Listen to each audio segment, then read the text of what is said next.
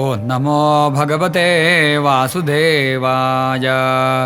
श्रीशुक उवाच गोप्यः कृष्णे वनय्याते तमनुद्रुतचेतसः कृष्णलीलाः प्रगायन्त्यो निन्युर्दुःखेन वासरान्।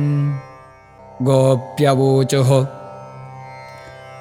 वामबाहुकृतवामकपोलो वल्गितभ्रुरधरार्पितवेणुं कोमलाङ्गुलिभिराश्रितमार्गं गोप्यैरयति यत्र मुकुन्दः। व्योमयानवनिताः सह सिद्धैर्विस्मितास्तदुपधार्य सलज्जाः काममार्गणसमर्पितचित्ताः कश्मलं यजुरपस्मृतनीव्यः।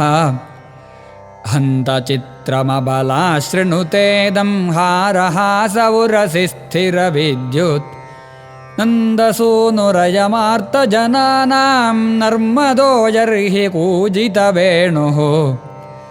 वृन्दशो व्रजवृषा मृगगावो वेणुवाद्यहृतचेतस आरात् दन्तदष्टकबलाधृतकर्णा निद्रिता लिखितचित्रमिवासन्।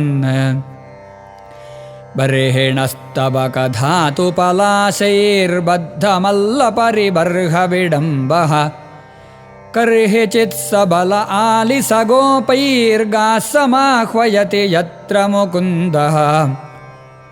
तर्हि भग्नगतयः सरितो वै तत्पदाम्बुजरजो निलनीतं स्पृहयतीर्वजमिवा बहुपुण्याः प्रेमवेपितभुजास्तिमितापः। अनुचरैः समनुवर्णितवीर्य आदिपूरुष इवाचलभूतिः वनचरो गिरितटेषु चरन्तीर्वेणुनाह्वयति गास्सयदाहि। वनलतास्तरव आत्मनि विष्णुं व्यञ्जयन्त्य इव पुष्पफलाढ्याः प्रणतभारविटपामधुधाराः प्रेमहृष्टतनवः ससृजुस्म। दर्शनीयतिलको वनमाला दिव्यगन्धतुलसी मधुमत्तैः अलिकुलैरलघुगीतमभीष्टमाद्रियन् यर्हि सन्धितवेणुः। सरसि सारसहंसविहङ्गाश्चारुगीतहृतचेतसयेत्य हरिमुपासत ते यतचित्ता हन्तमीलितदृशो धृतमौनाः। सह बलस्रगवतं सविलासः सानुषुक्षितिभृतो व्रजदेव्यः हर्षयन् यर्हि वेणुरवेण जातहर्ष उपरम्भति विश्वम्। महदतिक्रमणशङ्कितचेता मन्दमन्दमनुगर्जति मेघः सुहृदमभ्यवर्षत्सु मनोभिश्छायया च विदधत्प्रतपत्रम्।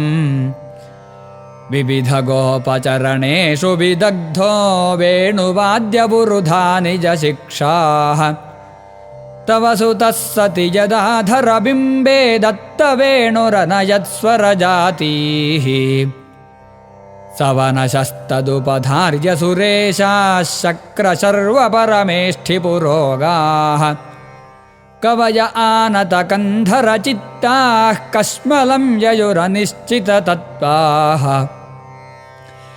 निजपदाब्जदलैर्ध्वजवज्रनीरजाङ्कुशविचित्रललामैः प्रजभुवः शमयन् खुरतोदं वर्ष्मधुर्यगतिरीडितवेणुः।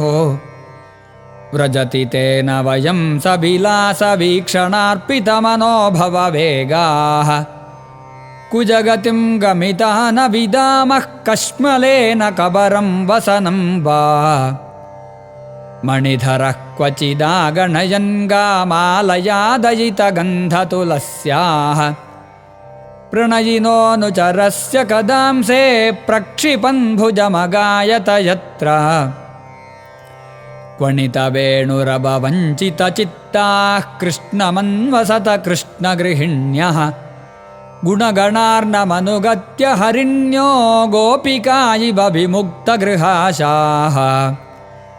कुन्ददामकृतकौतुकवेशो गोपगोधनवृतो यमुनायां नन्दसूनुरनघेतभवत्सो नर्मदः प्रणयिनां विजहार मन्दवायुरुपवात्यनुकूलं मानयन्मलयजस्पर्शेन वन्दिनस्तमुपदेवगणाये वाद्यगीतबलिभिः परिवौरुः वत्सलो व्रजगवां यदगध्रो वन्द्यमानचरणः पथिवृद्धैः कृत्स्नगोधनमुपोह्य दिनान्ते गीतवेणुरनुगेडितकीर्तिः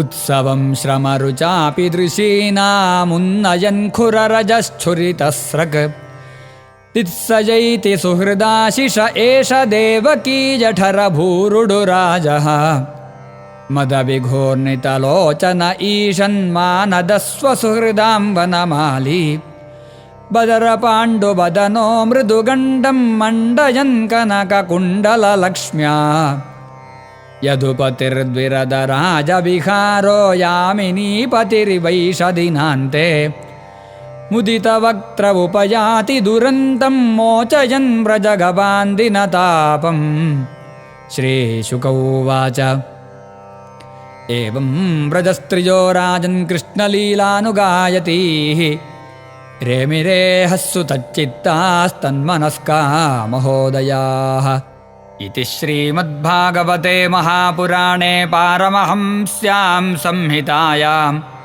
दशमस्कन्धे पूर्वार्धे वृन्दावनक्रीडायां गोपिकायुगलगीतन्नाम 35 सर्वत्र गोविन्दनामसङ्कीर्तनं गोविन्द गोविन्द।